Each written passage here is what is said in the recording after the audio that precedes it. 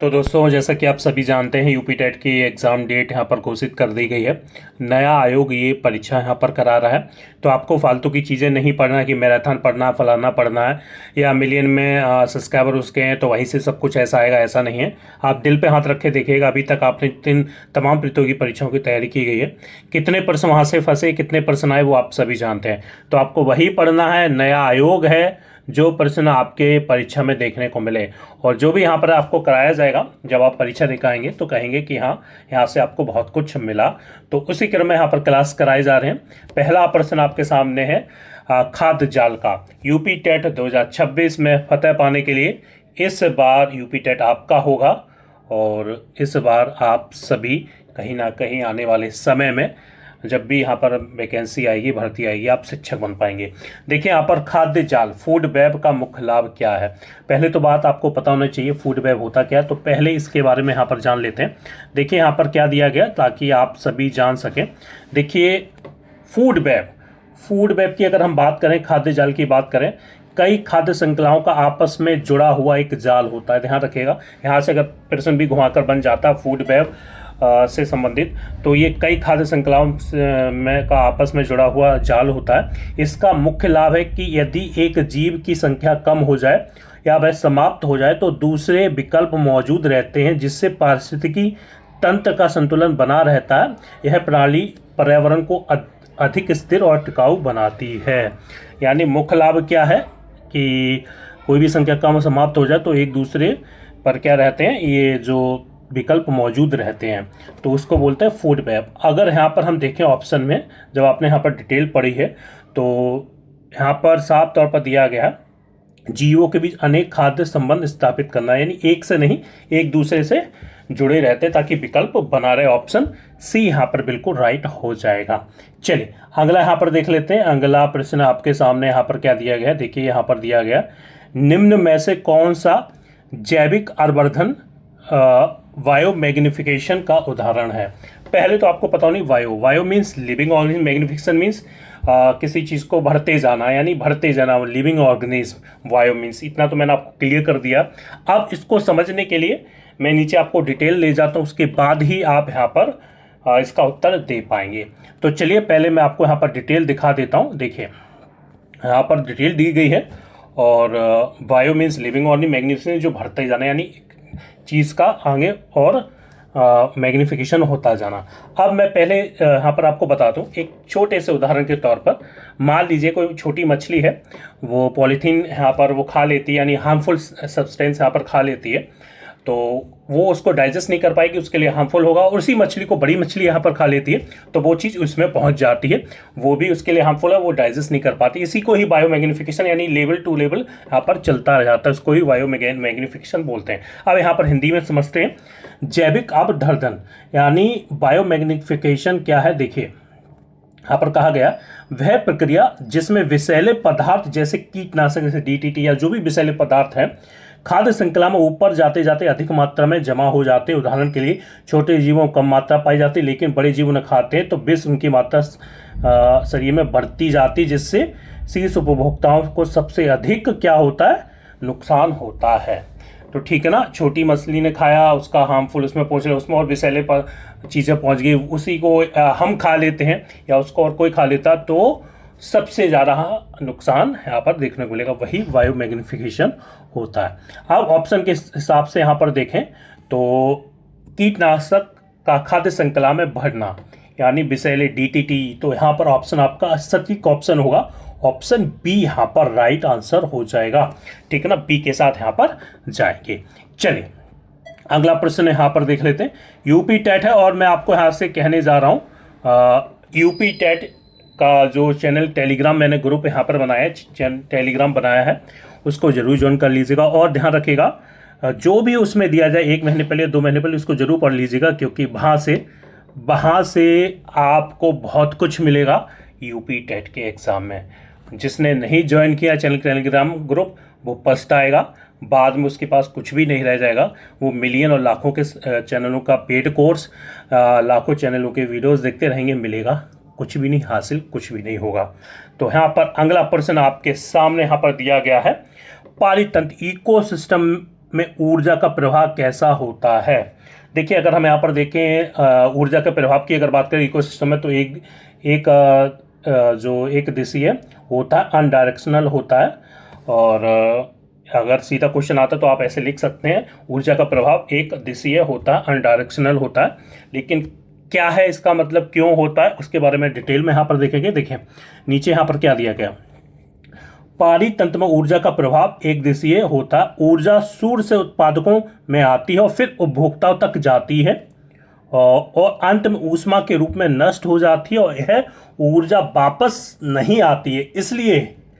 इसलिए यहाँ पर कहा गया है इसलिए इसे चक्रीय नहीं बल्कि एक दिशा में प्रभावित माना जाता है। इस वजह से उसको एक दिशीय बोला जाता है, अनडायरेक्शनल, ठीक ना, पारितंत्र की ऊर्जा को। ठीक, चल अगला प्रश्न यहाँ पर देख लेते हैं। अगला प्रश्न यहाँ पर क्या पूछा जा रहा है। चल अगला प्रश्न आपके सामने है नाइट्रोजन। देखिए यूपी टेट के लिए मैंने ये जो प्रश्न लिए गए हैं, आप अगर यूपी टेट के प्रीवियस ईयर पेपर उठाएंगे, वहाँ से प्रश्न यहाँ बनेंगे और नए प्रश्न नए आयोग के अनुसार वो भी आपको यूपी टेट में यहाँ पर परीक्षा में देखने मिलेंगे। जब देखें तब कहिएगा, क्योंकि मैं यहाँ पर ढोल नहीं पीटता हूँ, मैं यहाँ पर दावा नहीं करता हूँ, टाल ठोक के नहीं बोलता हूँ कि ये पढ़िए यहाँ से प्रश्न बनेंगे, फलाना बनेगा, ठिकाना नहीं।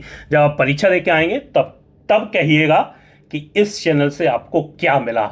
डंके की चोट पर यहाँ पर कह रहा हूँ कि जिसके मिलियन में सब्सक्राइबर उतने प्रश्न वहाँ पर आपको नहीं मिलेंगे, लेकिन इस चैनल से आपको यूपी टेट की परीक्षा में प्रश्न मिलेंगे। चलिए अगला प्रश्न यहाँ पर, नाइट्रोजन चक्र में नाइट्रोजन स्थिरीकरण कौन करता है। देखिए अगर हम इसका देखें, ये प्रश्न आ भी चुका। नाइट्रोजन का स्थिरीकरण बैक्टीरिया करता है, लेकिन कैसे करता है बैक्टीरिया, ये भी यहाँ पर हम देख लेते हैं। देखिए नाइट्रोजन स्थिरीकरण यानी नाइट्रोजन फिक्सेशन बोलते हैं, एक महत्वपूर्ण प्रक्रिया है जिसमें वायुमंडलीय नाइट्रोजन को उपयोगी रूप में बदला जाता है। यह कार्य मुख्य रूप से बैक्टीरिया करते हैं। ध्यान रखिएगा, जो वायुमंडल नाइट्रोजन को उपयोगी रूप में जो बदलता है, ये कार्य कौन करता है, बैक्टीरिया करते हैं। जैसे राइजोबियम जो पौधे की जड़ों में पाए जाते हैं और मिट्टी की उर्वरता बढ़ाते हैं। ठीक ना, ये होता है नाइट्रोजन फिक्सेशन, ये आपको ध्यान में रखना है। ठीक है ना। चलिए अगला यहाँ पर सस्टेनेबल डेवलपमेंट का सही अर्थ क्या, सतत विकास। अब सतत विकास की अगर हम बात करें तो हम अगर यहाँ पर देखते हैं, देखिए सतत विकास आखिरकार होता क्या है। सतत विकास का अर्थ एक ऐसा विकास जो वर्तमान की आवश्यकताओं को पूरा करते हुए भविष्य की पीढ़ियों की जरूरतों से समझौता ना करे। इसमें प्राकृतिक संसाधनों का संतुलित उपयोग, पर्यावरण संरक्षण और आर्थिक विकास का समन्वय शामिल होता है। ठीक है, वही सतत विकास होता है। तो सी, वर्तमान और भविष्य, जैसा कि यहाँ पर देखा, वर्तमान और भविष्य के साथ कोई समझौता, यानी वर्तमान की आवश्यकताओं को पूरा करते हुए भविष्य की पीढ़ियों की जरूरतों से समझौता ना करे।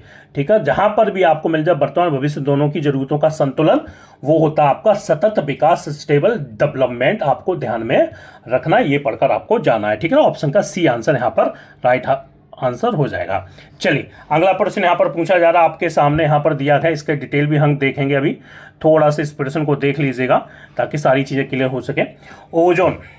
ओजोन क्षय का मुख्य कारण क्या भैया, ओजोन क्षय का मुख्य कारण है सीबीसी, क्लोरोफ्लोरोकार्बन है, जिसके कारण ओजोन क्षय आपको यहाँ पर देखने को मिलेगा।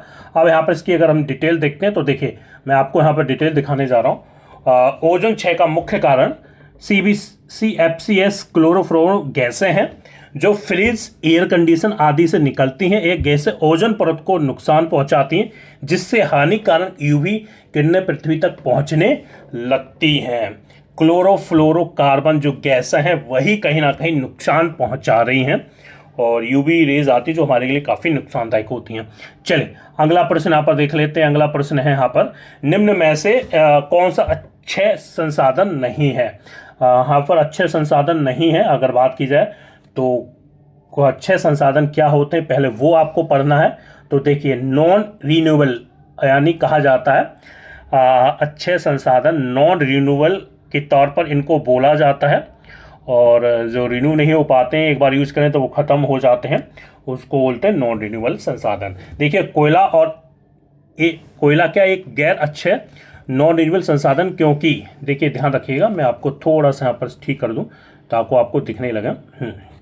क्योंकि इससे बनने में लाखों वर्ष लगते हैं और सीमित मात्रा में उपलब्ध है। इसके विपरीत सौर, पवन, जल ऊर्जा अच्छे संसाधन है जो लगातार उपलब्ध रहते हैं। ठीक है, ये खत्म नहीं होते हैं, लगातार आप इनका यूज़ कर सकते हैं। ये समाप्त नहीं होते, नहीं रिन्यूएबल जो एक बार यूज़ कर लेते हैं वो समाप्त हो जाते हैं, इनको दोबारा यूज़ नहीं कर पाते हैं। तो यहाँ पर अगर देखा जाए तो कोयला राइट आंसर यहाँ पर हो जाएगा आपका प्रश्न के अनुसार। ठीक है ना, ठीक, चलिए अगला यहाँ पर देख लेते हैं। प्रश्न का 8वां यहाँ पर देखते हैं फटाक से। यहाँ पर पूछा गया भूमंडलीय ऊष्मीकरण ग्लोबल वार्मिंग का प्रभाव क्या है। भैया ग्लोबल वार्मिंग का क्या प्रभाव है, सीधी सी बात है। हम पहले इसको देखते हैं ग्लोबल वार्मिंग क्या है और भूमंडलीय ऊष्मीकरण। तो देखिए यहाँ पर जो दिया गया पहले इसको पढ़ते हैं ताकि सारी चीज़ें क्लियर हो सकें। देखिए भूमंडलीय ऊष्मीकरण कारण पृथ्वी का तापमान बढ़ता है जिससे ग्लेशियर पिघलते हैं और समुद्र का जल स्तर बढ़ता है, इससे तटीय क्षेत्रों में बाढ़ और भूमि डूबने जैसी समस्याएं उत्पन्न होती है। देखिए ग्लोबल वार्मिंग मीन्स अर्थ का टेम्परेचर बढ़ना, और जब अर्थ का टेम्परेचर बढ़ता है तो ग्लेशियर पिघलते हैं और समुद्र का जल स्तर बढ़ता है, इससे क्या होती है बाढ़ और भूमि यानी धरती जो आपका इलाका डूबने की सबसे ज़्यादा समस्या उत्पन्न हो जाती हैं। तो इस प्रश्न को थोड़ा सा ध्यान में रखना है और जो राइट आंसर आपका हो जाएगा समुद्र स्तर बढ़ता है। अगर ऑप्शन यहाँ पर देखा जाएगा, दिखा होता कि तापमान ग्लोबल वार्मिंग क्या है, तापमान का बढ़ना, वो यहाँ पर राइट आंसर हो सकता था। और अगर ऑप्शन के हिसाब से अगर यहाँ पर पूछेगा भूमंडलीय उसमें ग्लोबल वार्मिंग का प्रभाव क्या, समुद्र का स्तर इससे बढ़ जाता है, ग्लेशियर पिघल जाते हैं, इस वजह से। अगला प्रश्न यहाँ पर देख लेते हैं। अगला प्रश्न यहाँ पर पूछा है जल चक्र में संघनन कंडेंसेशन का क्या अर्थ है। भैया हम सभी जानते हैं जल वाष्प का ठंडा होकर बूंद बनना ही कंडेंसेशन कहलाता है। ये ऑप्शन 9 बी हो जाएगा, ये तो सभी को पता है। अगर हम इसकी डिटेल भी देखते हैं तो आप सभी यहाँ पर जानते भी हैं। देखिए यहाँ पर ठीक है, कंडेंसेशन वह प्रक्रिया जिसमें जल वाष्प ठंडा होकर तरल जल की बूंदों में बदल जाती हैं। यह बादल बनने की प्रक्रिया का महत्वपूर्ण भाग, इसी के बाद वर्षा होती है, सभी को पता है। चलिए अगला प्रश्न यहाँ पर है वन्य जीव अभ्यारण्य और राष्ट्रीय उद्यान में मुख्य अंतर क्या है। वन्य जीव अभ्यारण्य और राष्ट्रीय उद्यान में मुख्य अंतर क्या है। तो देखिए अगर हम यहाँ पर बात करें तो इसके बारे में अगर हम देखते हैं तो देखिए ध्यान से पढ़िएगा इसमें क्या लिखा हुआ ताकि आपको सारी चीज़ें समझ में आ जाए। देखिए वन्य जीव अभ्यारण्य और राष्ट्रीय उद्यान में मुख्य अंतर यह है कि अभ्यारण्य में सीमित मानव गतिविधियां जैसे पर्यटन, स्थानीय निवास की अनुमति हो सकती है, जबकि राष्ट्रीय उद्यान में यह गतिविधियां पूरी तरह से प्रतिबंधित होती ताकि जीवों का पूरा संरक्षण हो सके। ठीक है ना, तो यहाँ पर राष्ट्रीय उद्यान में गतिविधियां पूरी तरीके से प्रतिबंधित होते हैं, लेकिन आप सभी जानते हैं वन्यजीव अभ्यारण्य में ऐसा नहीं होता। तो वो यहाँ पर ऑप्शन के हिसाब से देखा जाए अभ्यारण्य में मानव गतिविधियाँ कुछ हद तक संभव हो जाती हैं, लेकिन राष्ट्रीय उद्यान में नहीं होती हैं। ठीक है, बी ऑप्शन यहाँ पर राइट आंसर हो जाएगा। चलिए अगला प्रश्न यहाँ पर देख लेते हैं। अगला प्रश्न आपके सामने यहाँ पर दिया गया है थोड़ा सा। हाँ देखिए यहाँ पर पूछा जा रहा है मृदा संरक्षण का सही तरीका क्या है। भैया मृदा संरक्षण का सही तरीका कौन सा है। वनों की कटाई, तो भैया तो ये तो बिल्कुल नहीं हो सकता। ढलानों पर सीढ़ी नुमा खेती, अधिक रासायनिक खाद, भैया ये तो नहीं होता। जमीन को खाली छोड़ना, नहीं। ऑप्शन बी कहीं ना कहीं सही लग रहा है, लेकिन यहाँ पर हम देख लेते हैं आखिरकार इसकी डिटेल के बारे में ताकि आपको सारी चीज़ों को समझ में आ जाए। देखिए मृदा संरक्षण के ढलानों पर सीढ़ी नुमा खेती, एक मिनट रुकिएगा, थोड़ा सा माफ़ कीजिएगा। यहाँ पर मेरे हिसाब से जो टेरेस फार्मिंग ही सही राइट आंसर होगा। सीढ़ी नुमा खेती, टेरेस फार्मिंग एक प्रभावी तरीके से पानी का बहाव धीमा होता है और मिट्टी का कटाव रुकता है, जिससे भूमि की उर्वरता बनी रहती है। ध्यान रखिएगा यहाँ पर अगर हम देखेंगे मृदा संरक्षण का सही तरीका है टेरेस फार्मिंग, यानी ढलानों पर सीढ़ी नुमा खेती करना, जिससे क्या है मृदा संरक्षण हो सकती है, मृदा का आप उसको बचाव कर रख सकते हैं। ऑप्शन बी यहाँ पर सही आंसर हो जाएगा। चलिए अगला यहाँ पर प्रश्न देख लेते हैं। पारिस्थितिक संतुलन बिगड़ने का परिणाम क्या है। ठीक है भैया, परिणाम क्या होगा हम सभी जानते हैं। अगर हम ऑप्शन देखेंगे यहाँ पर नीचे चलकर तो आपके सामने सीधी सी बात है, यहाँ पर प्राकृतिक आपदाएं बढ़ेंगी अगर पारिस्थितिक संतुलन बिगड़ता है। ठीक ना, ये तो बिल्कुल ही नहीं होगा, कुछ नहीं होगा, लेकिन ये बिल्कुल यहाँ पर उचित राइट आंसर है। जो यहाँ पर दिया गया, अगर हम नीचे भी देखते हैं तो देखिए यहाँ पर जब पारिस्थितिक संतुलन बिगड़ता है तो प्राकृतिक आपदाएं जैसे बाढ़, सूखा, जलवायु परिवर्तन घटनाएं बढ़ जाती हैं। इससे जीवों के जीवन का नकारात्मक प्रभाव पड़ता है और पर्यावरण अस्थिर हो जाता है। ये राइट आंसर हो जाएगा। चलिए अगला प्रश्न आपके सामने है, प्राथमिक उपभोक्ता कौन होते हैं? भैया प्राथमिक जो पहले उपभोक्ता की यहाँ पर बात की तो राइट आंसर आपका हो जाएगा बी, शाकाहारी। जो सबसे पहले बेजीव जो सबसे पेड़ पौधों को खाते हैं वो शाकाहारी कहलाए जाते हैं प्राथमिक उपभोक्ता। जैसे कि यहाँ पर अगर हम देखते हैं, यहाँ पर अगर आप देखेंगे तो यहाँ पर सारी चीज़ें डिटेल में दी गई हैं।